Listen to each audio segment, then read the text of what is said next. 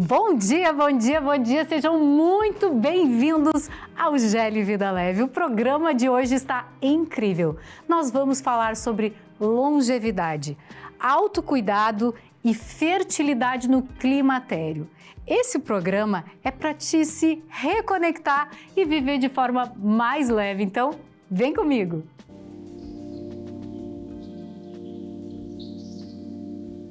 Quando a gente fala em longevidade, muita gente pensa que significa viver mais tempo. Longevidade não é necessariamente viver mais. Eu quero te propor a pensar diferente. Digamos que tu saiba quanto tempo tu tem de vida. Coloca aí 40 anos a mais, 50 anos, enfim, o tempo que tu achar necessário. Tu gostaria de viver mais do que isso? Ou tu gostaria de viver melhor o tempo que tu sabe que tu vai viver? Isso se tu soubesse. Imagina na vida real, onde a gente não sabe quanto tempo vai ficar por aqui. Longevidade não significa viver mais tempo, significa viver melhor o tempo que se tem. E para isso acontecer, não precisa de grandes mudanças. E esse é o ponto-chave desse discurso. Tu não precisa fazer uma mirabolância na tua vida para viver melhor, para ter longevidade, para fazer parte aí de uma população mais longeva. Tu precisa fazer pequenas mudanças no teu dia a dia, pequenos hábitos. Agora, pensa comigo, que hábitos seriam esses no nosso dia a dia? Quando a gente fala que precisa fazer exercício físico, todo mundo remete a isso, aquele tempo de ir para a academia, se dedicar, e nem todo mundo tem isso. Essa é a realidade. Eu sempre digo que para a gente viver melhor, a gente tem que viver na realidade, tem que saber qual é a minha realidade, não a que eu vejo do outro, que seria o ideal, que se eu pudesse fazer seria melhor, mas aquilo que eu consigo fazer de melhor no meu dia. Então, eu preciso de movimento. Essa é a primeira dica. Longevidade não combina com falta de movimento. A gente precisa se movimentar. Eu diria que, em curtas palavras, longevidade não rima com imobilidade, não combina com isso. A gente precisa escolher melhor. Por exemplo, se eu tiver que subir em algum andar de um prédio, ao invés de usar o elevador, eu vou escolher a escada. Eu já estou me movimentando, estou aumentando meu gasto calórico e não só isso, vamos pensar que eu não quero saber de gasto calórico porque eu já sou magra. Então eu quero continuar assim e não quero ficar emagrecendo mais. Mas eu preciso me movimentar, as minhas pernas precisam ter força de subir alguns degraus. Então, ao invés de usar um elevador, eu uso uma escada. Ao invés de pegar um ônibus, um Uber, eu faço esse trajeto andando. Tem estudos que comprovam que quanto mais forte forem as nossas pernas, em especial as panturrilhas, melhor a gente vive. Esse estudo garante que a gente vai ter autonomia, e longevidade tem a ver com isso, com liberdade, com autonomia. É garantir que tu vai poder sentar e levantar quando tu quiser e não ter que esperar alguém para te ajudar a fazer isso. Então, a primeira dica que eu te dou é coloca movimento na tua vida. Isso é longevidade. A segunda é toma sol, respira. Tomar sol regula o ciclo circadiano, que é tem luz, estou acordada. Não tem mais luz, eu preciso estar descansando, sem prolongar a luz do dia com luzes artificiais. A luz do sol regula hormônios, a gente precisa pegar sol, precisa respirar de forma consciente. A gente faz isso inúmeras vezes ao longo do dia, de forma involuntária. Para a gente ter mais qualidade de vida, precisa estar presente. Para estar presente, eu preciso prestar atenção no básico, na minha respiração. E normalmente a gente só consegue ficar atenta à respiração quando está nervosa, que aí começa a respirar mais rápido e é nesse momento em que a gente se desconecta, porque aí, bom, estou prestando atenção, estou sabendo que estou respirando mais rápido, mas é porque eu estou nervosa. Para que eu viva melhor, eu preciso entender como é que funciona todo o meu corpo e ele parte da minha respiração. Então, Longevidade significa movimento, luz do sol, respiração, dormir bem, acordar de forma grata. Só o fato de acordar, de amanhecer e saber que estamos aqui para mais um dia, que ele vai ser incrível, já torna a nossa vida muito melhor. E a gente quer viver bem. Agora percebe que tudo que eu te falei não é nenhuma grande mudança, não é nenhuma mirabolância, tu não precisa comprar nada para fazer isso que eu estou te dizendo. Só precisa colocar pequenos hábitos diários. O que define como tu vai ser na tua velhice é aquilo que tu faz hoje de forma repetida. Não é a tua pizza que tu comeu só no final de semana e acha que isso acabou com todo o planejamento de uma vida saudável, de um envelhecimento saudável. É aquilo que tu faz todos os dias. Então, escolhe fazer certo, anota essas dicas e, se for preciso, assiste tudo de novo para ver que não tem nenhuma invenção muito mirabolante por aqui.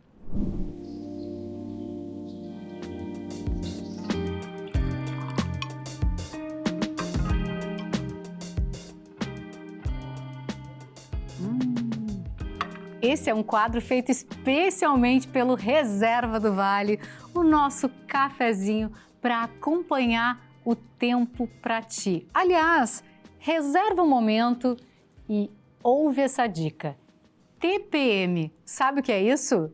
Não é aquilo que tu está pensando. Mulheres que imaginaram uma tensão pré-menstrual, não tem absolutamente nada a ver com isso.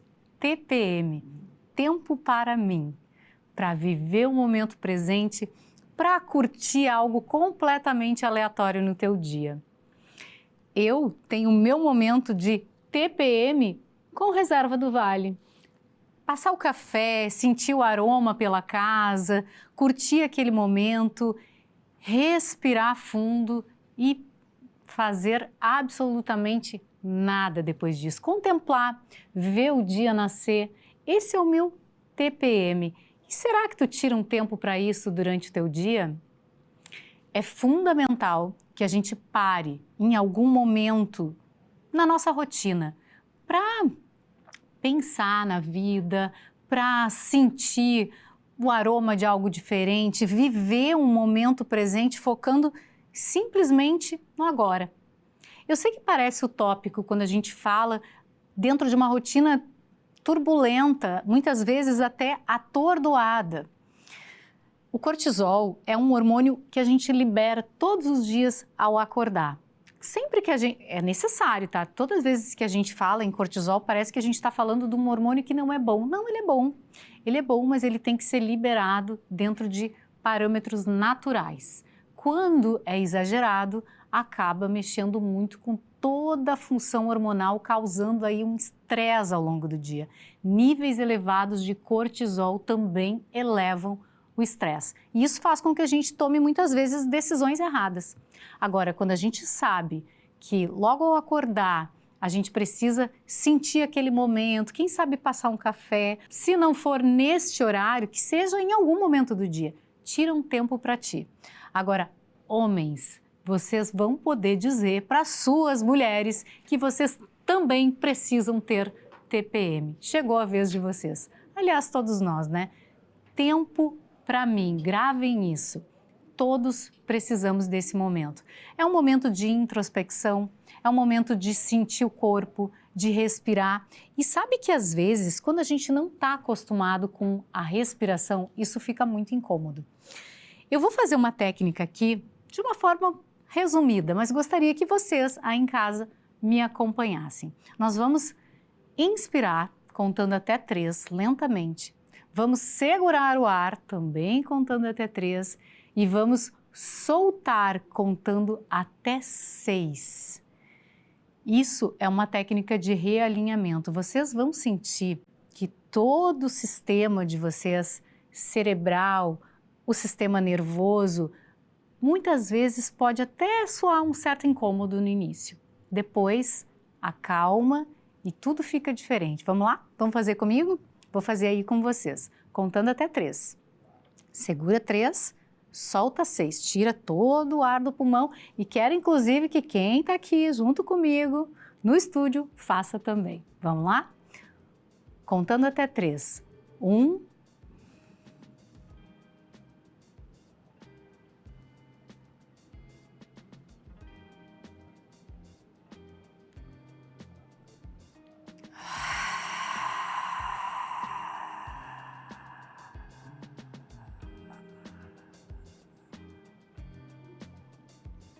Repete mais uma, faz aí no teu tempo, mas por aqui eu posso te garantir que já mudou todo o clima, eu já estou me sentindo melhor, já estou no meu momento presente. Vou seguir tomando o meu cafezinho agora de uma forma mais relaxada. Curte o teu tempo, curte o teu TPM e não esquece de colocar nele um bom café. O Reserva do Vale, reserva um momento para ti também. Tem coisas na nossa rotina que fazem a diferença de verdade. Certamente, tirar um momento para apreciar um bom café é uma delas. O Café Reserva do Vale, que é produzido há mais de 30 anos em Vitória da Conquista, na Bahia, chegou para conquistar o coração da gauchada. Escaneie aqui o QR Code e assista o vídeo a seguir para saber um pouco mais.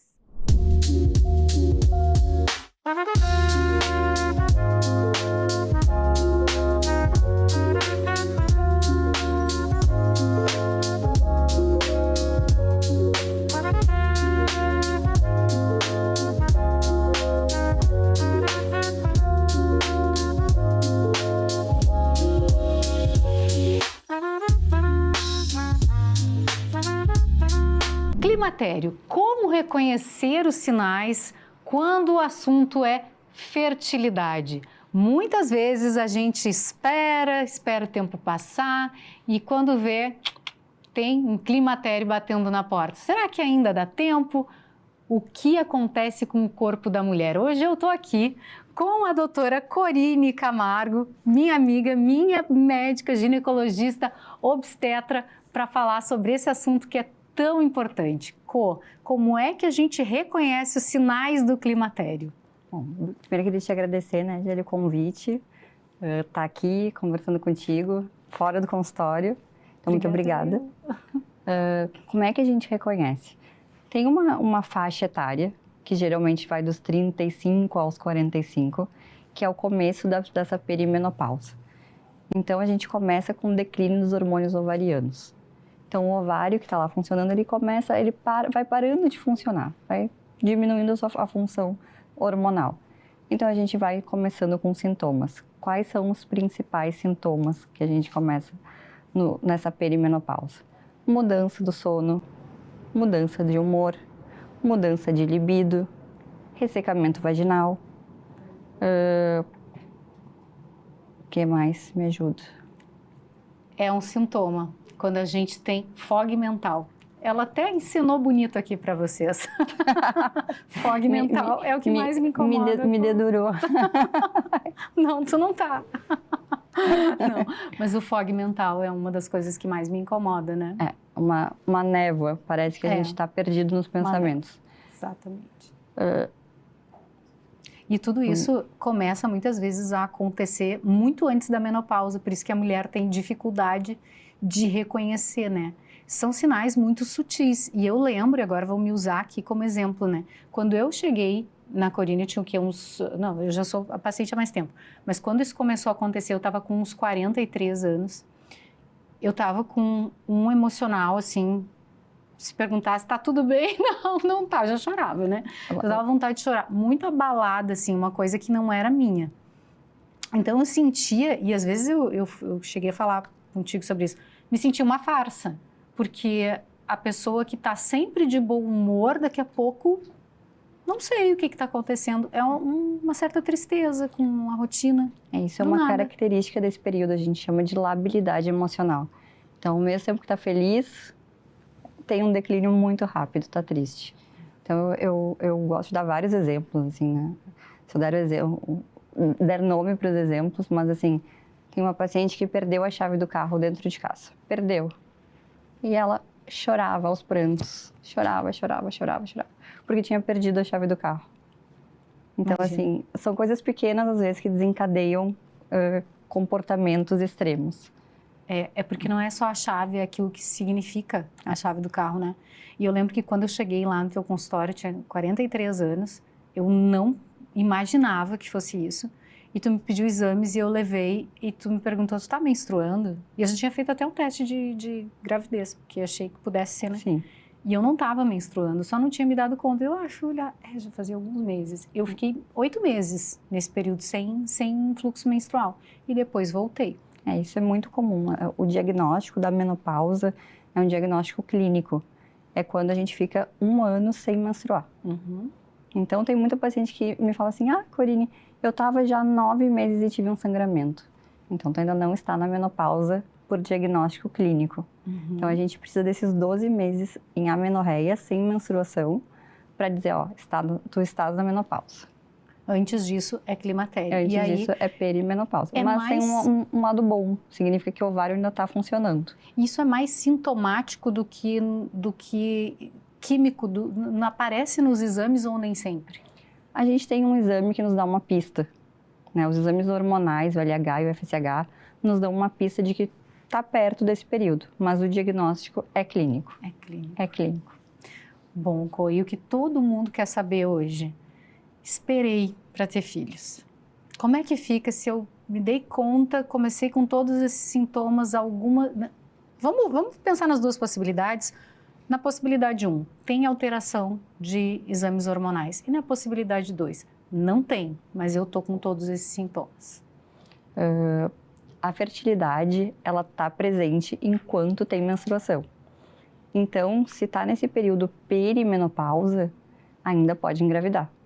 Então, é um alerta, né, para as mulheres que estão nesse período. Não, mas eu estou sem menstruar há muito tempo, já faz 9 meses que eu estou sem menstruar. Aí, mas tu tá tendo relação regular, tá tendo relação desprotegida, então, assim, pode ser gestação ainda. Sempre tem um caso assim, fulano engravidou com 50 anos, pode. Então, pode enquanto acontecer. Não tiver os 12 meses sem menstruação, pode acontecer a gestação. Pode vir. E para quem esperou, quer ter o primeiro filho depois dos 40, como é que fica a questão da fertilidade? A questão da fertilidade depois dos 35, ela entra em declínio. Então, a chance de engravidar é menor. Então, a minha orientação é sempre tentar antes dos 35 o primeiro filho. Além do risco da fertilidade, tem um aumento do risco de doenças. Então, o bebê pode ter mais doenças depois que principalmente a mãe tem mais de 35 anos. Então, o ideal seria ter até os 35 anos. E os hábitos de vida dessa mãe contam para que... esperei, tenho 40 anos, quero ter filho, mas não tenho hábitos de vida saudável, não treino, estou acima do peso, sedentária, de repente fumante. Conta muito. Menor. Então, menor chance de gestação, menor chance de uma gestação saudável, menor chance da criança nascer bem, de um parto por vias naturais, via vaginal.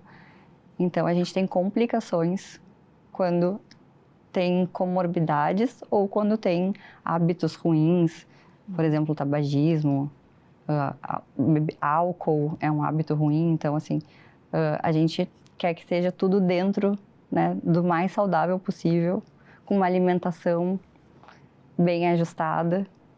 Então, uma mãezinha que tem hábitos saudáveis, chegou aos 40 anos, treina, está dentro do peso, emocional, ok, porque isso também conta muito, tem um relacionamento saudável.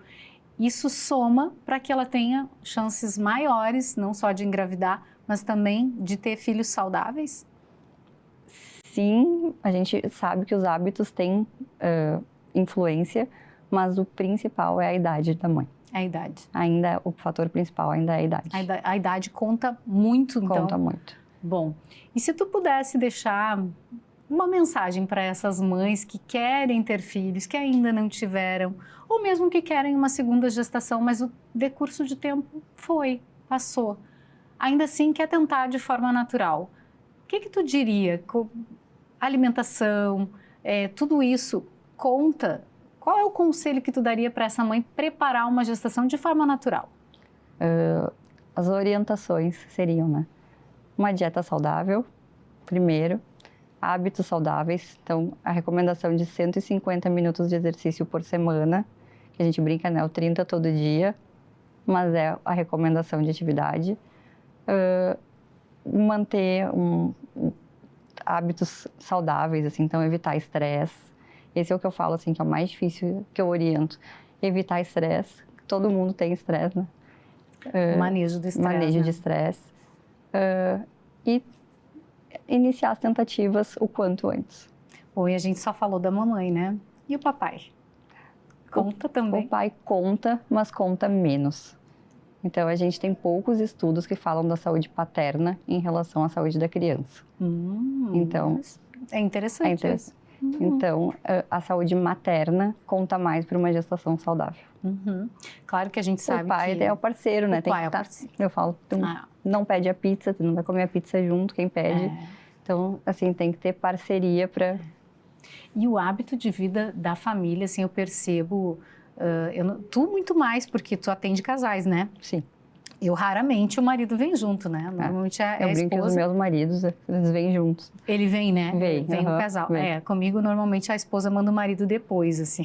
É a esposa que manda, né? Mas tu que atende casais, assim, tu percebe que o ambiente familiar, ele também vai determinar como é que vai ser essa criança, como é que vai ser a amamentação, se a probabilidade dessa mãe amamentar é maior ou menor. Isso conta, o ambiente familiar conta, inclusive depois que a criança, já nasceu, tu faz parto, né, o tempo todo. Tu percebe que uma mãe que tem um lar mais acolhedor, mais saudável, ela tem chances de amamentar maiores do que quem não tem. Isso soma para a amamentação? Isso soma. Isso até é uma das recomendações da OMS. Então, ter uma rede de apoio, cada um faz uma parte, a mãe amamenta, o pai troca fralda, tem uma avó que vem dar um colinho. Então, rede de apoio é fundamental. Então, assim, a recomendação seria a amamentação exclusiva até os 6 meses. Então, conta muito a rede de apoio para a gente conseguir essa meta. Que coisa linda amamentar, né? Eu lembro que eu não queria parar nunca, né? Eu acho espetacular, assim. Mas realmente eu fico, às vezes, me perguntando, as mães que têm que voltar a trabalhar com 4 meses, né? Tudo fica mais difícil, né? Por mais que queira, muitas vezes é uma dificuldade, né, que se tem. Mas, claro, daí cada um com a sua estratégia, com a sua realidade, né? Tira o leite para poder manter essa amamentação exclusiva. Eu sei que dá mais trabalho, mas aí vem a saúde do lar, né? A gente vai encaixando. Vai encaixando. Ai, que coisa boa, Cô. Obrigada, fiquei muito feliz. Obrigada pelo convite. Obrigada por ter respondido. Isso é uma dúvida que eu recebo muito em consultório. Eu tenho muitas mãezinhas que às vezes querem ter o segundo filho mais tarde e aí vem a dúvida, será que eu posso? Ou mesmo no primeiro, né? Passa o tempo, será que eu posso, não posso? E aí acaba que elas mesmas às vezes se desestimulam achando que cheguei nos 40, não dá mais. A resposta é, dá. É mais difícil? É, né? Mas é possível, né? Com hábitos saudáveis a gente consegue uma partezinha assim, né? Do sucesso. Do sucesso. Ai, que bom. Obrigada. Muito obrigada. Adorei.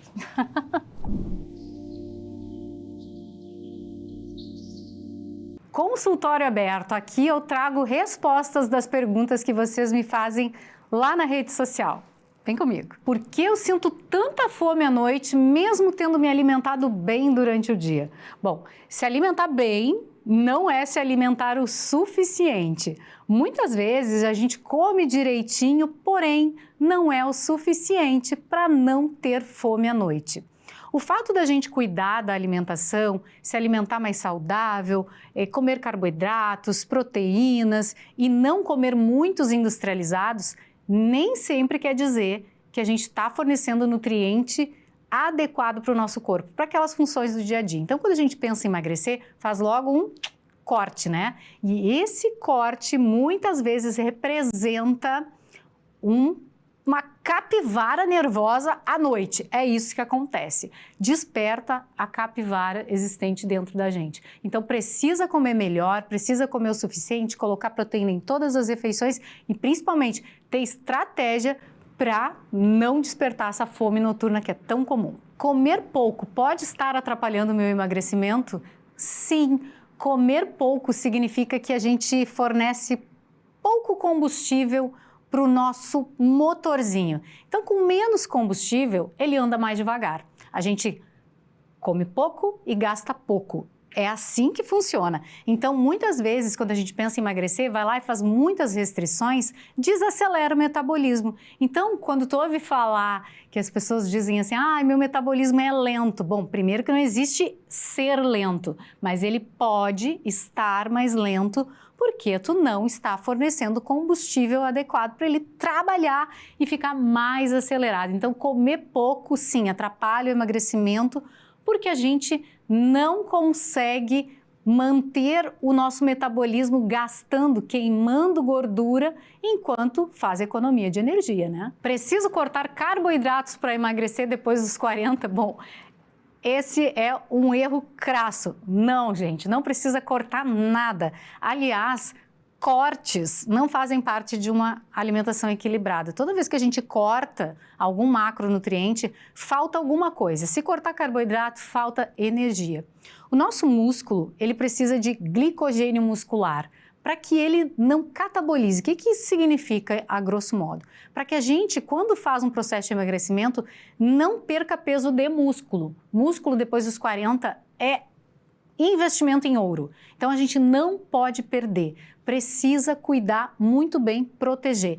E os carboidratos garantem essa proteção. Carboidrato é o combustível. Eu forneço isso, vou lá, gasto, faço as minhas atividades físicas e depois o que eu preciso? Colocar proteína para ajudar na reconstrução muscular. Mas a energia, o impulso, a disposição diária, ela vem dos carboidratos. Então, toda vez que corta, perde peso na balança? Perde, mas nem sempre é de gordura. Aliás, costuma ser só de músculo. Então, não faz isso que não vai conseguir emagrecer por esse caminho. Cuidar da tua saúde não precisa ser complicado. Às vezes, tu só precisa de orientação e estratégia correta. O Método Vida Leve tem profissionais qualificados que pegam na tua mão e fazem isso acontecer de forma individualizada. Então, para saber mais, escaneie o QR Code aqui na tela. E assim chegamos ao fim de mais um programa. Obrigada por estarem aqui comigo e lembre-se que cuidar da sua saúde é um compromisso diário com a sua vida. Um beijo, até sábado que vem.